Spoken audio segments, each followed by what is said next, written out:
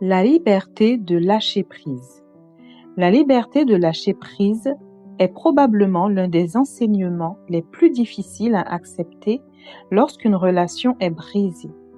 Lorsqu'un mariage traverse une crise ou lorsque le cœur souffre profondément. Pourtant, c'est aussi l'un des principes les plus puissants. Beaucoup pensent que s'approcher, surveiller, contrôler, supplier ou poursuivre l'autre permettra de sauver la relation. Mais les témoignages montrent souvent exactement le contraire. Plus une personne poursuit dans la peur, plus l'autre s'éloigne.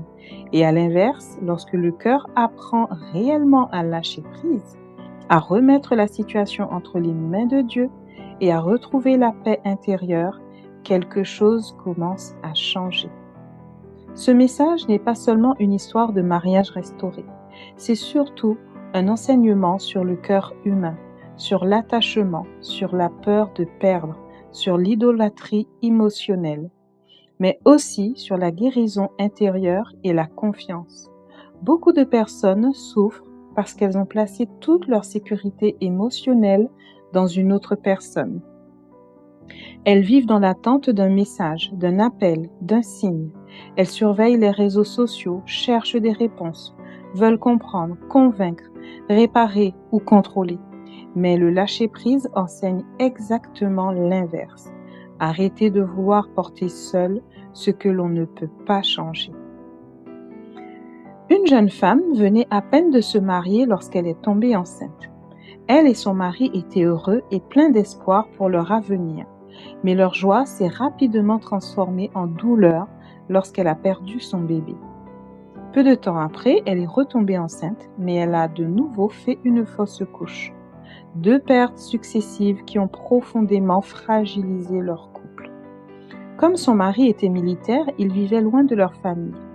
Dans cette période difficile, ils se sont rapprochés d'un autre couple. Cette amitié semblait être un soutien. Pourtant, un soir, alors qu'elle s'était endormie sur le canapé, elle s'est réveillée et a découvert son mari en train d'embrasser l'autre femme. Le choc fut immense. Beaucoup auraient explosé de colère, crié, menacé ou détruit tout sur leur passage. Mais ce message montre surtout le début d'un long apprentissage, celui de ne plus chercher à contrôler. Au début, elle a naturellement voulu comprendre, réparer, retenir son mari. Mais plus tard, elle réalisera que les confrontations, les accusations et les poursuites émotionnelles ne faisaient qu'aggraver la situation. Quand une personne traverse une trahison, le premier réflexe est souvent de vouloir obtenir des réponses immédiates. Pourtant, courir après quelqu'un dans la peur produit généralement l'effet inverse. Le premier enseignement du lâcher-prise consiste à arrêter les réactions impulsives. Arrêter de supplier, arrêter les disputes incessantes, arrêter les longues confrontations émotionnelles, arrêter de surveiller, arrêter de chercher à contrôler le cœur de l'autre. Cela ne signifie pas devenir indifférent. Cela signifie reconnaître que l'on ne peut pas forcer quelqu'un à aimer, à revenir ou à changer. Le véritable sens du lâcher-prise. Beaucoup pensent que lâcher-prise signifie simplement arrêter de contacter l'autre personne.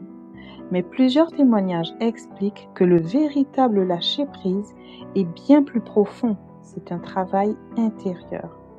Une femme explique qu'elle avait cessé d'appeler son mari, cessé de lui écrire et cessé de lui poser des questions. Pourtant, dans son cœur, elle vivait encore entièrement tournée vers lui. Elle pensait à lui du matin au soir. Toute sa paix dépendait encore de son comportement. C'est alors qu'elle a compris quelque chose de fondamental. Même sans contact extérieur, son cœur restait attaché de manière excessive.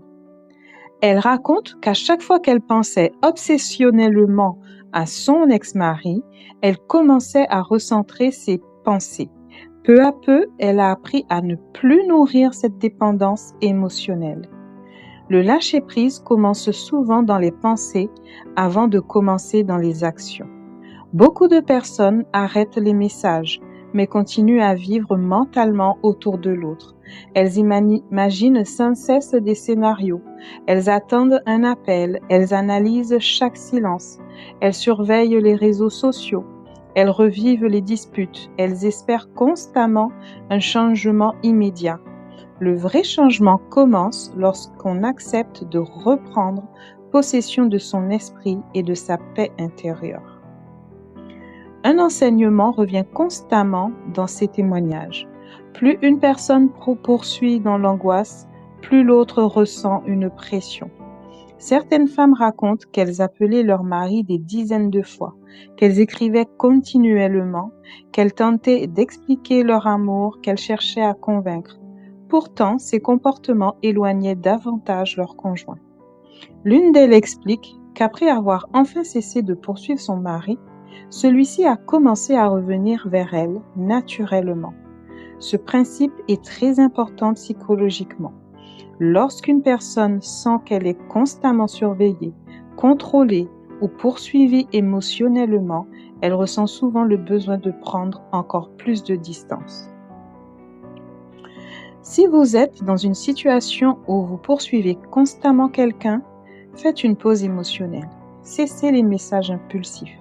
Ne cherchez plus à convaincre, ne mendiez plus l'amour, ne transformez plus souffrance en pression sur l'autre. Au lieu de cela, recentrez-vous sur votre propre guérison. Retrouvez vos activités, reconstruisez votre identité.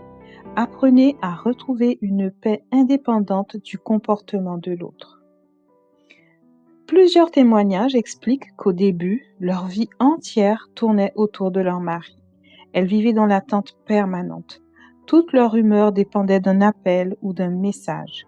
Mais ce fonctionnement devient destructeur car il transforme l'autre personne en source principale de sécurité émotionnelle. Le lâcher-prise enseigne alors une vérité difficile. Personne ne peut porter le poids de notre vie intérieure.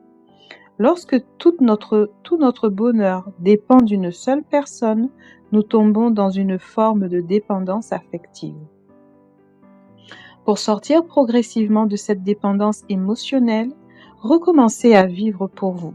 Retrouvez des projets personnels, recréez une routine saine, limitez les comportements obsessionnels, arrêtez les vérifications constantes, nourrissez votre vie spirituelle et émotionnelle.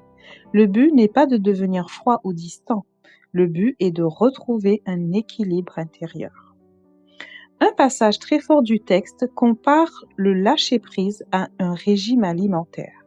Lorsqu'on essaie simplement de se priver de quelque chose sans remplacer ce vide, le désir devient encore plus fort.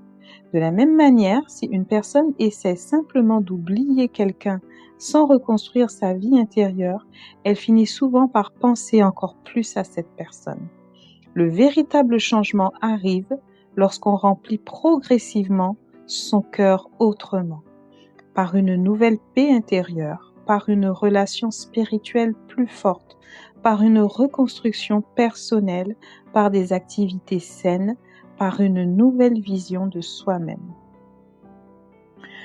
Ne vous contentez pas d'essayer d'oublier quelqu'un. Remplissez votre vie autrement. Développez votre spiritualité, prenez soin de votre santé mentale, retrouvez des passions, apprenez de nouvelles choses, reconnectez-vous aux personnes positives, construisez une vie qui ne dépend plus entièrement d'une relation. Le tournant intérieur. Un autre enseignement puissant revient souvent. Beaucoup de restaurations ont commencé lorsque les personnes ont cessé de vivre uniquement dans l'attente de leur relation. Certaines expliquent qu'elles ont finalement trouvé une paix profonde, même sans garantie que leur mariage serait restauré. Et paradoxalement, c'est souvent à ce moment-là que les choses ont commencé à changer. Pourquoi ? Parce qu'elles n'étaient plus dans leur peur permanente. Elles avaient cessé de vouloir forcer un résultat, elles avaient retrouvé leur stabilité intérieure. Le lâcher-prise ne signifie pas abandonner l'amour. Cela signifie abandonner le contrôle, l'obsession, la peur, les manipulations, les poursuites émotionnelles, la dépendance. Et cela signifie apprendre à vivre même au milieu de l'incertitude. Les erreurs les plus fréquentes dans une crise relationnelle. Les témoignages répètent souvent les mêmes erreurs. Supplier, menacer, espionner, harceler de messages, surveiller les réseaux sociaux, utiliser les enfants comme pression, provoquer des disputes, essayer de convaincre constamment, parler sans arrêt de la relation. Toutes ces réactions sont compréhensibles dans la souffrance, mais elles entretiennent souvent la destruction du lien. Quand une relation traverse une crise, ralentissez les réactions émotionnelles, évitez les décisions impulsives, cessez les poursuites, créez de l'espace, travaillez sur vous-même, apprenez à gérer vos émotions avant d'agir. Beaucoup de ces témoignages nous montrent qu'avant même la restauration du mariage, un autre miracle avait déjà commencé, la transformation intérieure. Certaines femmes racontent qu'elles étaient devenues agressives, contrôlantes, anxieuses ou obsédées. La crise les a forcées à regarder leurs propres blessures. Elles ont appris le calme, la patience, l'humilité, la maîtrise émotionnelle, la confiance, le silence quand il le fallait, la paix intérieure. Et c'est souvent ce changement profond qui a transformé toute leur vie. La liberté de lâcher prise ne consiste pas à arrêter d'aimer, elle consiste à arrêter de vivre dans la peur. C'est comprendre qu'on ne peut pas contrôler le cœur d'une autre personne. C'est accepter de déposer ce fardeau, c'est apprendre à retrouver sa paix même dans l'incertitude. C'est reconstruire sa vie intérieure, c'est arrêter de poursuivre ce qui nous échappe.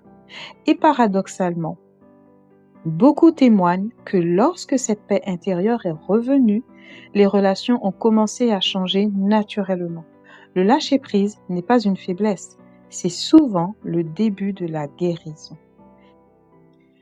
Merci de nous avoir écoutés et je vous dis à très bientôt pour un nouvel encouragement sur le lâcher-prise.